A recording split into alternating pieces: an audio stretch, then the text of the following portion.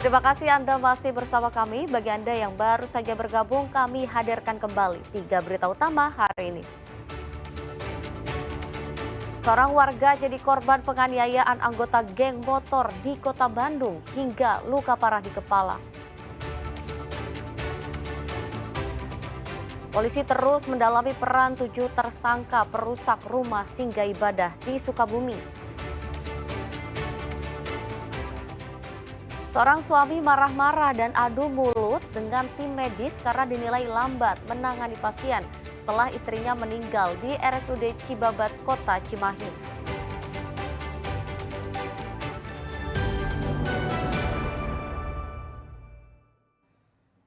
Ya, seorang suami marah-marah dan adu mulut dengan tim medis setelah istrinya meninggal di RSUD Cibabat, Kota Cimahi.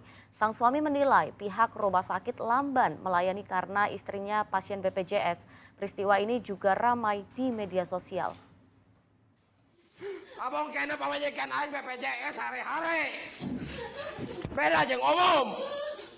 Suami dari pasien bernama Ulfa Yulia Lestari, warga Kampung Cukangkabung, Desa Paku Haji, Kecamatan Ngamprah, Bandung Barat, dalam video panik dan memarahi perawat dan dokter jaga RSUD Cibabat, Kota Cimahi ketika kondisi sang istri memburuk Minggu siang, tanggal 29 Juni lalu, dan akhirnya menghembuskan nafas terakhir. Suami korban menuding sejak masuk rumah sakit hari Jumat, ia telah meminta pihak rumah sakit untuk menyedot cairan dari dalam perut sang istri yang menderita penyakit radang usus dan tumor jinak. Namun, permintaan itu tidak kunjung dikerjakan dengan alasan dokter utama sedang libur.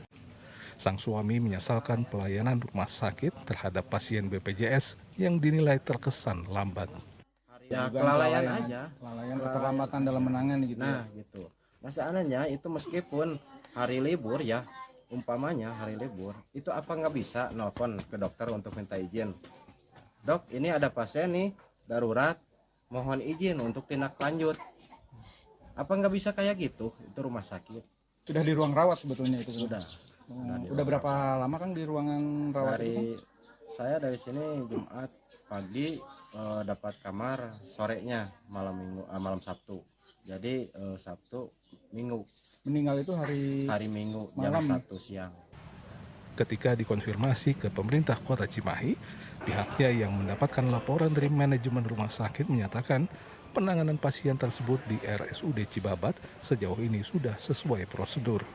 Semuanya ini kami akan klarifikasi karena semuanya sudah melalui mekanisme.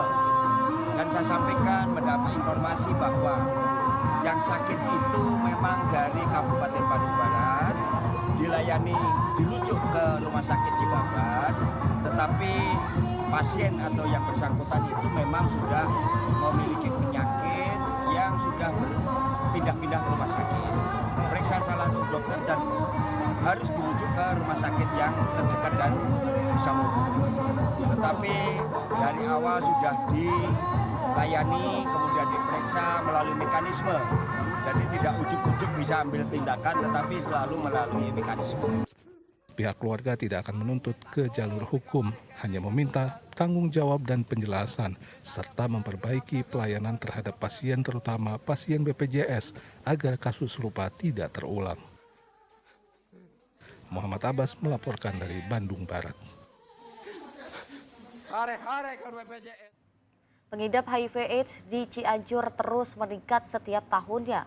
Penularan HIV/AIDS hingga bulan Juli tahun 2025 tercatat 72 kasus yang didominasi oleh orang dengan perilaku seks menyimpang termasuk penyuka sesama pria atau gay. Jarang jadi sorotan publik, kasus penularan HIV/AIDS mengalami peningkatan setiap tahunnya di Cianjur. Dari data Komisi Penanggulangan AIDS Daerah Kabupaten Cianjur, tercatat sejak 1 tahun terakhir, tepatnya pada tahun 2024 lalu, sebanyak 200 temuan warga positif HIV/AIDS. Sementara per bulan April tahun 2025 tercatat sebanyak 79 kasus penularan HIV/AIDS yang didominasi akibat perilaku seks menyimpang penyuka sesama lelaki atau gay. yang paling menonjol adalah tahun 2023 dan 2004. Biasanya tahun-tahun ke belakang setahun itu kami cuma 100, di tahun 2023 dan 2024 sampai menginjak angka 200. Apalagi sekarang tahun 2025 sampai bulan April saja hampir 70 kasus lebih, ya itu baru 4 bulan. Ini kemungkinan akan bertambah atau gimana? Iya akan bertambah Pak, karena mereka yang melaksanakan seks menyimpang tahun ke belakang ya sekarang kalau dia menyimpangnya dengan orang lain yang berisiko atau orang HIV/AIDS sekarang tumbuh virusnya setelahnya 3 tahun sampai 5 tahun. Kedua, mereka yang merasakan pernah berhubungan menyimpang dengan lain jenis, bukan dengan istrinya, dengan yang sah, dengan yang lain, mereka itu mengerti tentang HIV dan akhirnya dia ingin dites. Dari apa sih Pak penularan? Dari 2023 dan 2004 kebanyakan dari gay, hampir 40% temuan kasusnya dari gay. Yang kerap tak disadari, perilaku seks berisiko tinggi penularan HIV/AIDS yang dilakukan oleh lelaki yang telah berkeluarga justru menyeret sang istri yang tak tahu menahu menjadi korban, seperti yang dialami oleh seorang ibu rumah tangga ini.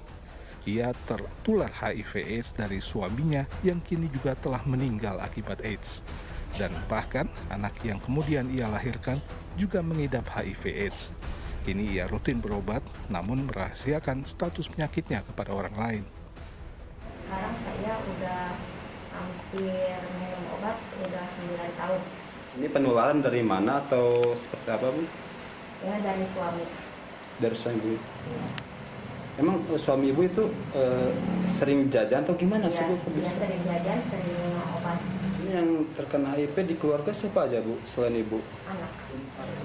Berobat jalan ini Ibu itu biaya sendiri atau ditanggung oleh pemerintah sih Bu? Ya saya punya BPJS, kalau sekarang punya BPJS, cuman kalau saya nggak datang, nggak saya ngambil sendiri ya pakai umum. Untuk lingkungan masyarakat sendiri itu mengetahui status Ibu ini atau tidak sih Bu? Tidak. Tidak Bu ya? Iya, lingkungan nggak, cuman suami aja sama anak. Data Komisi Penanggulangan AIDS Cianjur sejak tahun 2001 hingga saat ini, total tercatat sebanyak 2.308 orang dengan HIV/AIDS di wilayah Cianjur. Penderita HIV/AIDS rata-rata dalam usia produktif, mulai dari usia 14 hingga 40 tahun. Tidak hanya itu, selain terpapar virus HIV/AIDS, orang dengan HIV/AIDS juga rata-rata memiliki riwayat penyakit penyerta lainnya seperti tuberkulosis atau TBC. Rendra Ghazali melaporkan dari Cianjur. Ya, toko alat tulis dan perlengkapan sekolah di Pantura Subang mulai ramai didatangi warga. Masa libur sekolah dimanfaatkan para orang tua dan anak untuk mempersiapkan segala keperluan sebelum kembali masuk sekolah. Meski tanggal kembali masuk sekolah terhitung masih cukup lama, namun sebagian orang tua mulai sibuk menyiapkan keperluan bagi anak tercinta, seperti di toko perlengkapan alat tulis dan sekolah di Pantura, Pamanukan, Subang ini. Dengan membawa serta anak-anaknya, para orang tua mulai menyerbu toko peralatan sekolah. Mereka sengaja membeli sejumlah keperluan sekolah lebih awal agar lebih leluasa memilih. Lengkap, ada buku, pensil, tempat pensil warna, ballpoint, pokoknya semuanya lengkap. Kapan masuknya Bu nanti? 14 Juli. 14 Juli ya. Tapi kenapa dari awal sekarang udah mulai beli? Ya udah ini sudah penuh. Biasanya kalau udah mepet waktunya penuh. Jadi lebih awal beli. Awal supaya tenang. Beli buku buat sekolah lagi. Banyak yang dibeli, Dek? Iya. Kapan masuk lagi? Nanti tanggal 14. Senang beli buku? Senang. Menurut pengelola toko, sudah mulai terjadi kenaikan pembeli sejak 3 hari terakhir dan puncak penjualan alat tulis sekolah biasanya terjadi pada pekan terakhir jelang masuk sekolah. Ya sekarang udah pada ramai, ya dari mana saja, dari seluruh masyarakat Pamanukan juga udah sih pada datang ke sini dan memenuhi perlengkapan alat sekolah dari mulai alat buku, tulis, pensil, dan lain-lain. Puncak ramenya kapan kira-kira? Dari mulai sekarang. Oh, berarti ini udah mulai rame gitu. Iya, udah mulai rame. Untuk lebih menarik minat pembeli, pihak toko menyiapkan hadiah berupa 1 unit sepeda bagi pembeli yang beruntung dengan menyetorkan kupon undian. Awal masuk sekolah di tahun ajaran baru ini akan dimulai tanggal 14 Juli 2025 mendatang. Zainal Arifin melaporkan dari Subang.